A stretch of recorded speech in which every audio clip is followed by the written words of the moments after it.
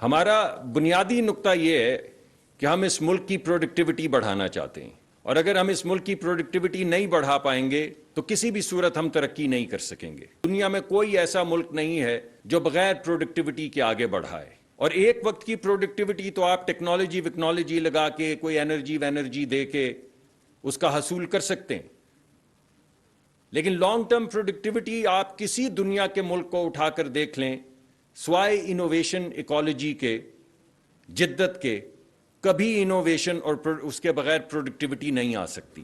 تو ہمارا بنیادی نقطہ انرجی کے نقطہ نظر سے جس نقطے پہ ہماری آنکھیں مرکوز ہیں وہ ہے پروڈکٹیوٹی کا نقطہ، کیونکہ یہ ایک ایسا ایسٹ ہے جس کو لوگ انٹر جنریشنل ایسٹ جانتے ہیں۔ میں گیس اور پیٹرولیم کی بات کر رہا ہوں، اور لوگ سمجھتے ہیں کہ پہلا حق جو ہے وہ ان کا ہے۔ اس وجہ سے آپ کو جہاں پہ پروڈکٹیوٹی ملک کی بڑھانی ہے اس کے ساتھ ساتھ آپ کو لوگوں کے حقوق کی حفاظت کرنی ہے۔ یہ دوسرا نقطہ ہے ہمارا جو پالیسی کا پیوٹ ہے۔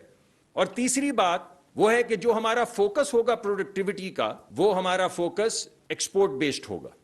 ایکسپورٹ بیسڈ کا مطلب صرف انڈسٹری نہیں ہے، ایکسپورٹ بیسڈ کا مطلب ہماری ایگریرین اکانومی بھی ہے۔ پاکستان کی تقریباً تمام انڈسٹریل فٹ پرنٹ جو ہے وہ ایگریرین ہے۔